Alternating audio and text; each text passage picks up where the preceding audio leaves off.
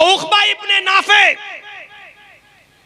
नौजवान 1500 घुड़सवारों को लेकर निकला और जहां गया उसने इस्लाम का झंडा लहरा दिया। जहां गया उसने इस्लाम को फतह कर लिया, इस्लाम का झंडा लहराकर उस इलाके को फतह कर लिया। जहां गया दाएं देखा तो इस्लामी इस्लाम, बाएं देखा तो इस्लामी इस्लाम। आगे बढ़ता जा रहा है, पीछे इस्लाम का झंडा लहराता जा रहा है। उसने ऐसा इस्लाम फैलाया, ऐसा इस्लाम फैलाया, ऐसा इस्लाम का झंडा लहराया कि इस्लाम का झंडा लहराते लहराते फहराते फहराते सामने समंदर आ जाता है। उसको समंदर ही समंदर दिखाई देता है। नौजवानों जरा इधर तवज्जो दीजिए और देखिए, ये भी नौजवान था, अपने 1500 घुड़सवारों के साथ सफर कर रहा है। दाएं देखता है तो इस्लाम का झंडा, बाएं देखता है तो इस्लाम का झंडा, पीछे मुड़ के देखता है तो मुहम्मद रसूलुल्लाह का परचम, और सामने देखता है तो कहता है कि समंदर ही समंदर। उसने अपनी तलवारों को जमीन में गाड़ा, अपने घोड़ों को बांधा 1500 लोगों ने, और उसके बाद समंदर के खारे पानी से वुजू बनाया और उसी समंदर के करीब खड़े होकर उसने 2 रकात नमाज पढ़ाई। जब उक़बा इब्ने नाफे ने नमाज अदा की और 1500 लोगों ने उसके पीछे नमाज अदा कर ली, तो उक़बा इब्ने नाफे उन समंदर की ताजा और उठती हुई लहरों को देखकर कहता है, आय अल्लाह, दाएं इस्लाम और बाएं इस्लाम और मेरे पीछे भी इस्लाम। जहां से मैं गुजरा, मैंने तेरे नबी का झंडा लहरा दिया है, मैंने इस्लाम का परचम लहरा दिया है। अब मैं क्या करूं, सामने समंदर आ गया है। आय अल्लाह, अगर मुझे ये पता चल जाए, इलाहुल आलमीन, मुझे इस बात का इल्म हो जाए कि इस समंदर को पार करने के बाद भी कोई बस्ती रहती है, तेरी कोई मखलूक जिंदा है, तेरे बंदे आबाद हैं और कुफ्र कर रहे हैं, तो कसम है मुझे तेरे इज्जत व जलाल की, मैं अपने 1500 घुड़सवारों के साथ समंदर में छलांग लगा जाऊंगा और तैरना शुरू कर दूंगा और उस वक्त तक रुकने का नाम नहीं लूंगा जब तक कि समंदर को पार करने के बाद उस बस्ती पर भी तेरे नबी जनाब मुहम्मद रसूलुल्लाह का परचम न लहरा दूं, जब तक इस्लाम का झंडा न गाड़ दूं, उस वक्त तक मैं चैन और सुकून के साथ नहीं सोऊंगा। मेरे भाइयों, ये उक़बा इब्ने नाफे एक जवान आदमी है जो ये कह रहा है, आय अल्लाह, मैंने दाएं तेरे नबी का झंडा लहरा दिया, बाएं इस्लाम फैल गया, पीछे भी इस्लाम नजर आ रहा है, सामने समंदर है और मुझे नहीं मालूम कि समंदर को पार करने के बाद भी कोई बस्ती रहती है।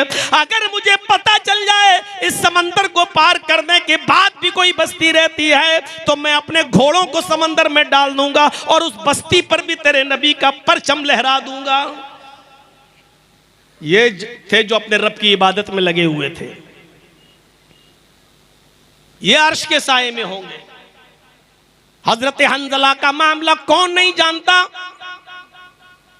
शादी हुई, बीवी घर में आई, पहली रात है, शबे ज़ुफ़ाफ़ भी मना ली और ऐलान हो जाता है कि आखिरी आवाज है, आखिरी निदा है। इस आवाज के बाद अब कोई भी आदमी अपने घर में नहीं बैठ सकता है, अपने घर में नहीं रुक सकता है। हजरत हंजला ने फौरन अपना घोड़ा खोला और जिहाद के लिए निकल गए। उनकी बीवी पीछे से कहती है, मैं तुम्हें जिहाद में जाने से नहीं रोक रही हूँ, लेकिन आए हंजला, अभी तो तुमने मुझसे हम बिस्तरी की है, अभी तो शबे ज़ुफ़ाफ़ बनाई है, गुस्ल तो कर लो, गुस्ल तो करते जाओ, गुस्ल तो करते जाओ। कहने लगा, बीवी गुस्ल करने का मौका कहाँ है? कासिद की आवाज नहीं सुनी, दावत देने वाले ने दावत दी, अब किसी को एक लम्हा भी घर में रुकने की परमिशन नहीं है। ये आखिरी आवाज है, इस आवाज को सुनकर जो नहीं निकला वो कयामत के दिन अल्लाह को जवाब देगा। घोड़ा दौड़ाया और निकल गए, मैदाने जिहाद में गए, लड़े, इतना लड़े कि लड़ते लड़ते उन्होंने अपनी जान की कुर्बानी दे दी, शहीद हो गए, कई काफिरों को मारा और खुद भी शहीद हो गए। मेरे भाइयों, जब उनको दफनाया जाने लगा तो आपको शायद ये मसला मालूम हो, जो अल्लाह की राह में कत्ल कर दिया जाता है उस शख्स को उन्हीं कपड़ों में दफनाया जाता है जिन कपड़ों में उसकी शहादत होती है, पहली चीज। दूसरी चीज यह है कि शहीद की नमाज जनाजा नहीं पढ़ी जाती है। तीसरी चीज यह है कि उसको गुस्ल नहीं दिया जाता है और बगैर गुस्ल के उसको दफनाया जाता है। कयामत के दिन शहीद इसी हाल में अपनी कब्र से उठेगा कि उसके जिस्म से खून के कतरे गिर रहे होंगे। अल्लाह रब्बुल आलमीन उन कतरों को देख कर कहेगा, फरिश्तों इससे क्या हिसाब लूं, ये तो मेरी राह में सब कुछ कुर्बान करके चला आया, इसको जन्नत के अंदर दाखिल कर दो, जाने दो इसको जन्नत के अंदर। तो जब हजरत हंजला को दफनाया जाने लगा तो बीवी ने अर्ज किया, अय अल्लाह के नबी मेरे शौहर को गुस्ल दे दीजिए। अल्लाह के नबी ने फरमाया, हंजला की बीवी शायद तुम्हें पता नहीं, शहीद को गुस्ल नहीं दिया जाता है, जनाजा नहीं पढ़ा जाता है। कहने लगी, मैं जानती हूं, मसला मालूम है, लेकिन मैं कैसे बताऊं। अय अल्लाह के रसूल आप ही फरमाते हैं, इन्नल्लाह ला यस्तही मिनल हक, अल्लाह हक बात से नहीं शर्माता। कल ही मेरा निकाह हुआ, मेरी शादी हुई, मेरा शौहर मुझे घर लाया, पहली रात ही मेरे साथ शबे जुफाफ बनाई, जिहाद का ऐलान सुना, रात ही में निकल गया, इतना लड़ा कि लड़ते लड़ते शहीद भी हो गया। अय अल्लाह के नबी शबे जुफाफ बनाने के बाद मेरे शौहर गुस्ल नहीं कर सके और बगैर गुस्ल के निकल गए, इसलिए मैं उस गुस्ल की बात कर रही हूँ कि मेरे शौहर को वो गुस्ल दे दो, मेरे शौहर को वो गुस्ल दे दीजिए जो बीवी से मिलने के बाद दिया जाता है। मेरे शौहर बगैर गुस्ल किए हुए निकल गए और शहीद हो गए। थोड़ी देर अल्लाह के नबी ने तवक्कुफ किया, गोया के वही का इंतजार कर रहे हो, और थोड़ी देर के बाद कहने लगे, आए सहाबियों हंजला को ऐसे ही दफन कर दो। बीबी फिर बोली, आए अल्लाह के नबी मेरे शौहर के गुस्ल का क्या बना। इमाम कायनात ने फरमाया, आए हंजला की बीबी तेरे शौहर को मेरे गुस्ल की जरूरत नहीं, आसमान से उतरने वाले 70,000 फरिश्तों ने तेरे शौहर को गुस्ल दे दिया। तेरा शौहर गसीलुल मलाइका है, उसको गसीलुल मलाइका का खिताब मिल गया। तेरे शौहर को 70,000 फरिश्तों ने गुस्ल दिया। ये कौन सा जवान आदमी था, शादी हुई पहली रात मनाई और जिहाद के लिए निकल गया, अपनी खूबसूरत बीवी को भी छोड़ गया। जिहाद भी अल्लाह की इबादत है और इबादत के लिए निकल गया। वह शाबुन नशा फी इबादत रब्बी, दूसरा वो जवान आदमी अर्श के साए में होगा जो अपने रब की हर वक्त इबादत में लगा हुआ है। यहां सही से बैठकर जलसा नहीं सुन सकते, इबादत करेंगे अल्लाह की। 15 साल तो वो हो गए जो यहां आए थे पहले, वरना और 10 साल मेरे जोड़ लो जो पहले से आ रहे हैं। 25 साल पहले भी इसी तरीके के हंगामे हुआ करते थे जलसों में, और इसी तरीके का शोर हुआ करता था। और आज भी अगर कोई पूछे कि जर्जी साहब मैंने सबसे पहली तकरीर जो की थी बंबई में, उस वक्त मेरी उम्र थी 17 साल 10 महीना, जब बाल ठाकुरे के खिलाफ में बोला था। और जब मैंने उसको कहा था कि हरे रंग पे पाबंदी की बात करता है, पहले लौकी खाना छोड़, पालक खाना छोड़, हैं, और हरे धनिया हरी मिर्चें खाना छोड़, और लाल रंग से प्यार है तो वही खाओ जो हम लोग खाते हैं। और इस जुर्म में जब हम गए, 24 घंटा बिठाए रहे, मुझे थाने में रखा गया। और पहली मर्तबा जब मैं थाने में बैठा था, और इसलिए केस मेरे ऊपर नहीं बन पाया था क्योंकि मेरे बालिग होने में 2 महीने कम थे। 17 साल 10 महीने थे, 18 साल का होता तो भी चला गया होता अंदर। उस वक्त से मैं बोल रहा हूं, और आज अपनी उम्र के 46-47 के आसपास में पहुंच गया हूं। अंदाजा लगाइएगा कि 18 साल से लेकर अब तक कितने साल का अरसा गुजर चुका है। इस अरसे के बारे में कोई पूछे कि जर्जी साहब उस दौर से अब तक तक़रीर कर रहे हो, आप जलसों में कितना फर्क देख रहे हो, जलसों में कितनी तमीज और कितना सलीका और कितनी तहजीब देख रहे हो, जलसों में कितना फर्क पड़ा है और जलसों में क्या सुधार आया है, आप कितने नंबर देना चाहते हो? तो जर्जीस देगा 100 में 0। इतने साल पहले जिस तरह की बदतमीजी आप करते थे वो आज भी करते हो। उससे पहले जो बदअक्ली थी वो आज भी है। उससे पहले जो बदतमीजी थी वो आज भी है। उससे पहले जलसों का जो अदम एहतराम आपके दिलों में था वो आज भी है। इससे पहले जलसों की जो नौयत आपके जहनों में थी वो आज भी है। कोई तब्दीली नहीं आई है। कद थोड़ा सा बड़ा हो गया है। फर्क सिर्फ इतना है कि पहले जवान थे, अब 4 बच्चों के बाप बन गए हो। बस इससे ज्यादा कोई फर्क नहीं आया है। हमारे समाज में, हमारी सोसाइटी में, हमारे इलाके में और हमारी बस्तियों में बुरा लगे तो लगता रहे, मत बुलाइएगा, कोई फर्क नहीं पड़ता। फर्क कुछ नहीं पड़ा। न जहेज में फर्क, न शादियों में फर्क, न जहेज की डिमांड में फर्क, न लेन देन में फर्क। मेरे भाइयों, कोई फर्क नहीं पड़ा है। फर्क सिर्फ इतना पड़ा है कि पहले मस्जिदें कुछ झोंपड़ियों की हुआ करती थीं, अब थोड़ा सा एसी लगने लगी है, पंखे लगने लगे हैं, स्टैंडरी आ गई है। बस अब लोग मस्जिद बनाने का तो बहुत बड़ा सवाब समझते हैं, लेकिन मस्जिदों को भरना जुर्म समझ रहे हैं। वो नहीं जाते। मस्जिद तो बना ली शब भर में ईमा की हरारत वालों ने, मन अपना पुराना पापी रहा, बरसों में नमाजी बन न सके। कोई फर्क नहीं पड़ा है हमारे इस समाज में, उस सोसाइटी में। और शापुन नशा फी इबादत रब्बी। चलिए दूसरा, 7 तक जाएंगे तो फजर यहीं हो जाएगी। तीसरी चीज देखिए, वरजुलुन क़ल्बुहु मुअल्लकुन फिल मसाजिद। 7 चीजें हैं, 2 चीजें बता चुका हूं और अब मैं किसी को खड़ा करके उन 7 चीजों को पूछूंगा। देखें कितनी गौर से सुन रहा है वो मेरी तकरीर। 7 चीजें जो बताई थी ना, और जिसका सर झुका होगा उसी को पहले खड़ा करूंगा। याद रखिए, 7 चीजें पहले फिर सुन लो। पहली चीज, अदलो इंसाफ करने वाला। दूसरी चीज, नौजवान। लास्ट में पूछूंगा किसी को खड़ा करके। अभी 2 चीजें बता दी, वो नौजवान जो अपने रब की इबादत में लगा हुआ है। अब तीसरी चीज पे आइए, वरजुलुन क़ल्बुहु मुअल्लकुन फिल मसाजिद। वरजुलुन क़ल्बुहु मुअल्लकुन फिल मसाजिद। तीसरा वो आदमी अल्लाह के अर्श के साए में होगा जिसका दिल नमाज की तरफ लटका हुआ है। इस तरह क्यों बैठे हो? अरे बैठ जाओ, चप्पल उतार के उसके ऊपर बैठ जाओ। तुम तो ऐसे बैठे हो, लग रहा है जैसे यहां लैट्रिन कर रहे हो। हाँ, इस पे ऐसे बैठ जाओ। रजुलुन क़ल्बुहु मुअल्लकुन फिल मसाजिद। तीसरा वो आदमी अर्श के साए में होगा जिसका दिल मस्जिद की तरफ लटका हुआ है, अटका हुआ मस्जिद। समझ रहे हैं मतलब?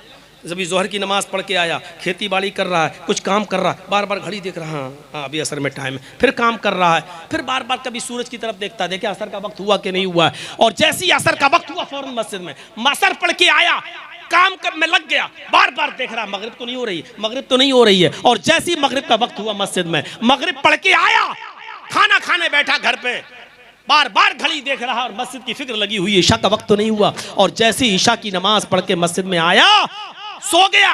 रात में कई बार उठता है, घड़ी देखता है कहीं फजर तो नहीं हो गई है, फिर सोता है, फिर चौंकती है उसकी नींद, फिर घड़ी देखता है फजर तो नहीं हो गई है। और उसका दिमाग मस्जिद की तरफ, उसका दिल मस्जिद की तरफ लटका हुआ है। ऐसा शख्स कयामत के दिन अर्श के साए में होगा जिसका दिल मस्जिद ही में लगा हुआ है। इसका यह मतलब नहीं कि काम धंधा छोड़ दो, बस वक्त का ख्याल रखो। मेरे प्यारे साथियों, हजरत मुसअब रज़ी अल्लाह तआला अन्हु ने आमिर इब्ने अब्दुल्लाह इब्ने जुबैर का एक वाकया नकल किया है कि जब उनके इंतकाल का वक्त आया, बहुत बीमार हुए और जिंदगी से बेचारे मायूस हो गए, बिस्तर पर लेटे हुए थे। इतने बीमार थे कि उनका उठना बैठना सब महाल था। लेकिन इस बीमारी के बावजूद जब उनके कान में आजान की आवाज गई, अल्लाहु अकबर अल्लाहु अकबर अल्लाहु अकबर अल्लाहु अकबर, फौरन अपने घर वालों से और अपने रिश्तेदारों से कहने लगे कि मुझे उठा दो, मस्जिद तक मुझे पहुंचा दो। ये मगरिब की नमाज का वक्त था। मगरिब की आजान की आवाज उनके कानों में गई। कहने लगे, आए मेरे घर वालों, आए मेरे बच्चों, आए मेरे अजीजों रिश्तेदारों, मुझे मेरी मस्जिद तक पहुंचा दो। बेटों ने कहा, भतीजों ने कहा, भांजों ने कहा, अजीजों ने कहा, आप बहुत बीमार हैं, लेटे लेटे इसी घर में नमाज अदा कर लीजिए। आमिर इब्ने अब्दुल्लाह इब्ने जुबैर जवाब देते हैं, कैसी बातें कर रहे हो? मैंने अल्लाह के दाई की आवाज सुनी है, मैंने अल्लाह की तरफ दावत देने वाले दाई की आवाज मेरे कानों में गई है। उसने अभी पुकार के कहा है, हय्या अलस्सलाह, आओ नमाज के लिए। आए मेरे अजीजों, आए मेरे बच्चों, आए मेरे रिश्तेदारों, अल्लाह की दावत दाई की आवाज सुनकर भी मैं लब्बैक न कहूं तो मुझसे बड़ा बदनसीब कौन होगा, मुझसे बड़ा बदकिस्मत कौन होगा? कहा नहीं, मुझे जाना है मस्जिद में।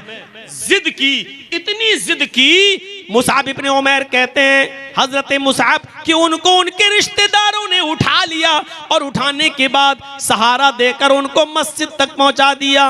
वो मस्जिद में गए, इमाम साहब मुसल्ले पर खड़े थे, ये बैठ गए और बैठकर नमाज अदा करने लगे, इमाम के पीछे नमाज।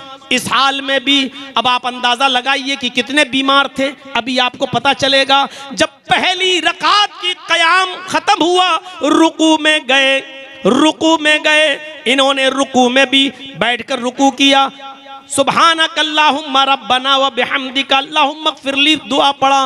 उसके बाद में ये सजदे में गए, पहली रकात का सजदा है, सजदे में भी इन्होंने दुआ की, सुब्हानक अल्लाहुम्मा रब्बना व बिहम्दिका अल्लाहुम्मा इग़फिरली। और पहला सजदा करने के बाद जब उठे, इमाम ने दूसरा सजदा नहीं किया, अभी ये दुआ पढ़ ही रहे थे, रब्बिग़फिरली रब्बिग़फिरली, इतना पढ़ा और गशिया ही जमीन के ऊपर वहीं गिर गए। और जैसे ही गिरे, पहली रकात में ही इनकी रूह कफ़्स उनसुरी से परवास कर गई। आमिर इब्ने अब्दुल्ला इब्ने जुबैर मगरिब की पहली रकात में ही इंतकाल कर गए। अब आप अंदाजा लगाएं, इंतकाल जैसी कंडीशन, लेकिन क्या कह रहे हैं कि अल्लाह के दाई की आवाज मेरे कानों तक पहुंच गई है और मैं अल्लाह की आवाज पर, उसकी दावत पर मैं लब्बैक न कहूं, मैं मस्जिद न जाऊं, ये कैसे हो सकता है? मुझे मस्जिद ले चलो। यानी इस कंडीशन में भी उनका दिमाग और उनका जहन और उनका दिल मस्जिद की तरफ लगा हुआ है। ये लगाव हमारा होना चाहिए मस्जिद के साथ। कितने लोग हैं जिन नमाज पढ़ते हैं, मानता हूं, लेकिन हर वक्त मस्जिद की तरफ दिमाग लगा रहे, दिल लगा रहे, किसके पास? एक वाकया सियर आलामुन नबला के अंदर दर्ज हुआ है। आप उस वाकये को पढ़ेंगे तो ताज्जुब करेंगे। उसमें तो उबैदुल्लाह अल कवारीरी का वाकया नकल हुआ है। उबैदुल्लाह अल कवारीरी जो हर वक्त मस्जिद में नमाज पढ़ने जाते थे और जिनकी पहली तकबीर भी कभी फौत नहीं होती थी, बसरा के रहने वाले। और एक दिन इनके घर पे कोई मेहमान आ गया, मेहमान की खातिर मदारात करते करते इतनी देर हो गई कि इशा की नमाज का वक्त निकल गया। ये जल्दी से उसको खिलाने में लग गए और जब तक मेहमान ने खाना खाया तो कहा कि अब मैं मस्जिद में जा रहा हूँ नमाज पढ़ने के लिए। उबैदुल्लाह अल कवारीरी जैसे ही मस्जिद की तरफ निकले, नमाज पढ़ने के लिए जाने लगे, जब बसरा की मस्जिद में पहुंचे तो क्या देखते कि वहां से लोग नमाज पढ़ के निकल रहे हैं। पूछा लोगों क्या जमात खत्म हो गई? फरमाया हाँ। दूसरी मस्जिद में गए, पता चला उधर भी जमात हो गई। तीसरी मस्जिद में गए, पता चला कि उधर भी जमात हो गई। सोचा कि अब जमात कहीं नहीं मिलेगी, चलो अपने घर पे नमाज पढ़ लेते हैं। अब उबैदुल्लाह अल कवारीरी जब अपने घर पे आए तो कहने लगे, आए मेरी बीवी, अल्लाह के नबी सल्लल्लाहु अलैहि वसल्लम ने फरमाया जमात के साथ नमाज पढ़ना अकेले नमाज पढ़ने से, तन्हा नमाज पढ़ने से 27 गुना ज्यादा दर्जा रखता है। यानी जमात का सवाब 27 गुना ज्यादा मिलता है तन्हा नमाज पढ़ने से। इसलिए मैं आज इशा की नमाज 27 बार पढ़ूंगा। उबैदुल्लाह अल कवारीरी इशा की नमाज पढ़ने के लिए खड़े हो जाते हैं। एक मरतबा 4 रकात पढ़ ली, दोबारा फिर खड़े हो गए, फिर इशा की 4 रकात दोबारा पढ़ ली, फिर खड़े हो गए, फिर इशा की नमाज 4 रकात तीसरी बार पढ़ ली, फिर खड़े हो गए और चौथी बार, 5वीं बार, 6ठी बार उन्होंने इशा की नमाज को 27 बार पढ़ा, ये सोचकर कि अब मुझे जमात का सवाब मिल गया होगा। 27 बार नहीं, 27 जमात के बराबर सवाब पाने के लिए 27 बार पढ़ा। वो 27 इशा नहीं थी, बल्कि उस नमाज को जमात के बराबर सवाब मिल जाए इसलिए 27 बार पढ़ा। जब 27 बार नमाज पढ़ने के बाद जब वो बिस्तर पर सोने गए तो रात में ख्वाब देख रहे हैं कि मेरा मुकाबला हो रहा है घोड़सवारों के साथ, तमाम लोग अपने अपने घोड़े दौड़ा रहे हैं, मेरा घोड़ा सबसे अच्छा और मैं सबसे पीछे। घोड़े को हेड़ लगाई, मुझसे आगे जो घोड़ा दौड़ा रहा है वो कहने लगा, आए उबैदुल्लाह, तुम अपने घोड़े को हेड़ क्यों लगा रहे हो, तुम अपने घोड़े को क्यों मार रहे हो, तुम अपने घोड़े को बार बार क्यों कचोका दे रहे हो, तुम हमसे आगे नहीं निकल पाओगे। कहने लगे, वाह, मेरा घोड़ा नया, मेरा घोड़ा जवान, मेरा घोड़ा तरोताजा, फिर हम तुम्हारे साथ क्यों नहीं आ पाएंगे, हम तुम्हारे साथ जरूर सफ में आ मिलेंगे, हम आते हैं अभी। वो आदमी ने कहा जो उनसे आगे चल रहा था, आए उबैदुल्लाह, तुम घोड़े को थका भी दोगे तब भी तुम मेरे मुकाबले पे नहीं आ सकते, मेरे साथ नहीं आ सकते, इसलिए कि मैंने ईशा की नमाज जमात के साथ पढ़ी है और तुमने ईशा की नमाज जमात के साथ नहीं पढ़ी। यानी 27 मरतबा नमाज पढ़ने के बावजूद भी उनकी नमाजों को वो मकाम और वो दर्जा नहीं मिला जो जमात के साथ नमाज पढ़ने वाले को मिलता है। इस वाक़े को सियर आलामुन नबला में देखा जा सकता है। अब आप अंदाज़ा लगाइए मेरे प्यारे साथियों कि मस्जिद में नमाज पढ़ना और मस्जिद की तरफ दिमाग लगाना और दिल काट का होना ये अर्श के साए में जगह पाने का सबब है। लिहाजा हमें हर वक्त मस्जिद की तरफ हमारा दिल लगा हुआ होना चाहिए। यही एक वाक़या काफी है। 3 चीजें हो गई, अदल इंसाफ करने वाला पहला, वो जवान जो अपने रब की इबादत में लगा हुआ है दूसरा, और वो आदमी जिसका दिल मस्जिद की तरफ हर वक्त लगा हुआ है तीसरा, चौथा वरजुलानी तहाब्बा फिल्लाहि इज्तमा अलैहि व तफर्रका अलैहि, जिसने किसी से दोस्ती की तो अल्लाह के लिए, किसी से दुश्मनी की तो अल्लाह के लिए, किसी से मिलता है तो अल्लाह के लिए और किसी को छोड़ता है तो अल्लाह के लिए, उसमें उसका जाती मफाद शामिल नहीं होता है। आज तो यही है, हम किसी से दोस्ती करते हैं तो जाती मफाद के लिए और किसी से दुश्मनी करते हैं तो जाती मफाद के लिए। मेरे भाइयों, आज तक किसी ने क्या अल्लाह के लिए किसी से दुश्मनी की? आप अपने गांव में बहुत से लोगों से नहीं बोलते हो, लेकिन वजह क्या है? वजह क्या है? इसने आपकी जमीन पर कब्जा किया। वजह क्या है? इसने आपके घर से ऊंचा अपना घर बना लिया। वजह क्या है? इसने आपसे कर्ज लिया था 1 महीने का वादा करके, लेकिन 2 महीने हो गए अभी तक आपका कर्जा नहीं दिया। आप इस वजह से उससे दूर रहते हो, लेकिन आपने अल्लाह के लिए किसी को छोड़ा हो ऐसा नहीं है। हजरत अली रजी अल्लाह ताला अन्हु एक मरतबा एक यहूदी से इसी शर्त पर लड़ रहे थे कि या तो तू मुझे मार दे या मैं तुझे मार दूं, और दोनों लड़ने लगे। तलवार से नहीं, हाथ पैर से लड़ाई हो रही थी। कभी अली ऊपर और यहूदी नीचे, कभी यहूदी ऊपर अली नीचे। ये लड़ाई बहुत देर तक चलती रही और आखिर में अली गालिब आ गए और हजरत अली ने उस यहूदी का गला पकड़ के दबाना शुरू कर दिया ऐसे, और ये शर्त ही है तू मुझे मार दे या मैं तुझे मार दूं। जब गला पकड़ के उसका दबाने लगे हजरत अली, तो यहूदी ने अपने मुंह में बहुत सा थूक जमा किया, आ करके थूक दिया हजरत अली के चेहरे पे। हजरत अली ने उसका गला छोड़ के ऐसे थूक को पोंछने लगे और फिर गुस्सा आया तो और कस के उसका गला पकड़ के दबाने लगे। फिर सोचा नहीं नहीं नहीं, अब तो छोड़ दिया और कहा भाग भाग यहां से, हट जाओ यहां से। वो जाने लगा, जाते जाते कहने लगा, अली अजीब चीज है, शर्त तो ये थी तो मुझे मार दो मैं तुम्हें मार दूं, तुम तो गालिब भी आ गए थे, मेरा गला भी पकड़ लिया था, मारने ही वाले थे। जब मैंने तुम्हारे ऊपर थूका चेहरे पर तो मैंने देखा कि तुम्हें और गुस्सा आया।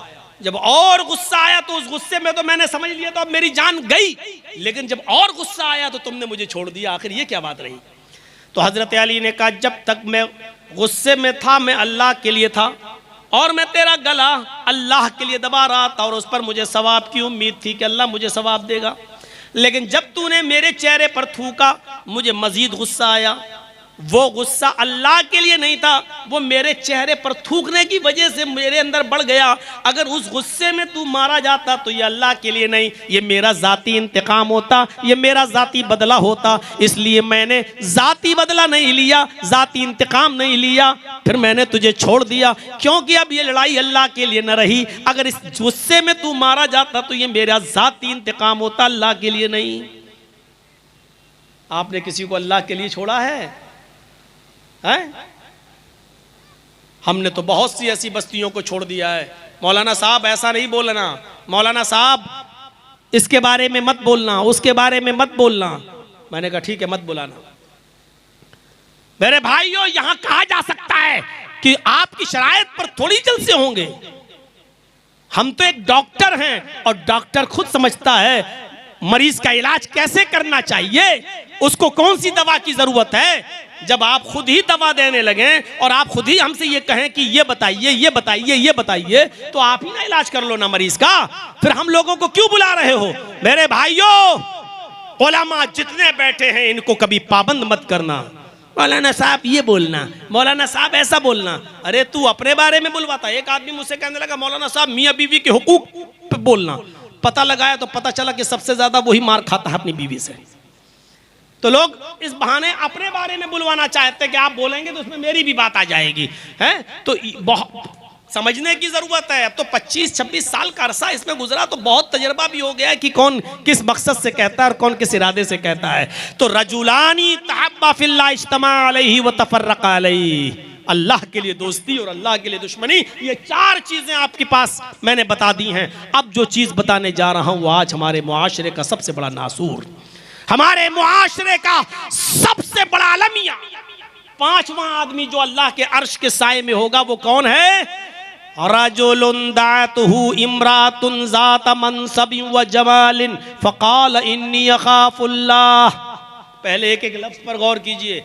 ऐसा मर्द, ऐसा आदमी जिसको किसी औरत ने बुरे काम के इरादे से बुलाया हो, और वो औरत भी बाजारू नहीं, सुनिए, वो औरत भी जिस्म फरोश नहीं, 500 और 1000 रुपए में अपना जिस्म बेचने वाली नहीं। हदीस के अल्फाज पर गौर करो। ज़ात मनसबिन, बहुत शरीफ घराने की, हस्बो नसब वाली, इज्जतदार घर की औरत, इज्जतदार घर की औरत, व जमालिन, और हुस्न जमाल की देवी, बहुत खूबसूरत हसीन व जमाल औरत।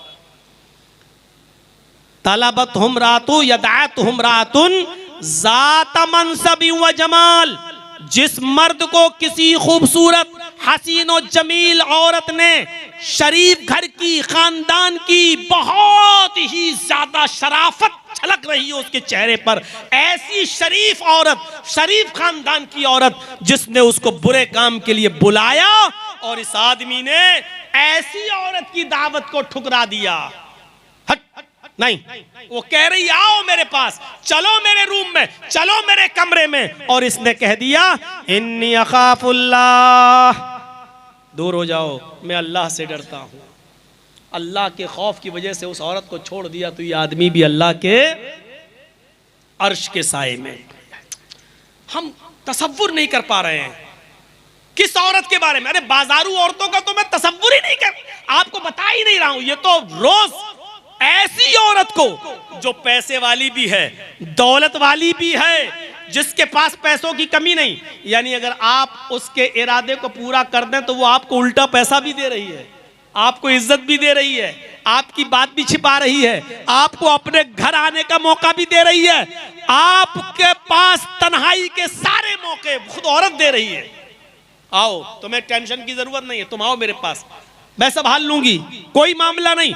और वो बहुत ऊंचे घर की, ज़ात मनसबिन, हस्बो नसब ऊंचा, जात बरादरी ऊंची, कास्ट ऊंची, इज्जतदार घर की, बड़ी ऊंचे घर की लड़की, बड़े घर ऊंची और खूबसूरत भी बेइंतहा, ऐसी औरत, और आपके पास पूरा मौका है उसकी बात मानने का, पूरा मौका है उसके साथ गलत काम करने का, पूरा इख्तियार भी है आपके पास, लेकिन आपके दिल में अल्लाह का खौफ ऐसे मौके पे आ जाए, और ऐसे मौके पे आने के बाद आप कह दें इन्नी अखाफुल्लाह, मैं अल्लाह से डरता हूं, नहीं मैं तेरे करीब नहीं आ सकता, मैं अल्लाह को जवाब देना है।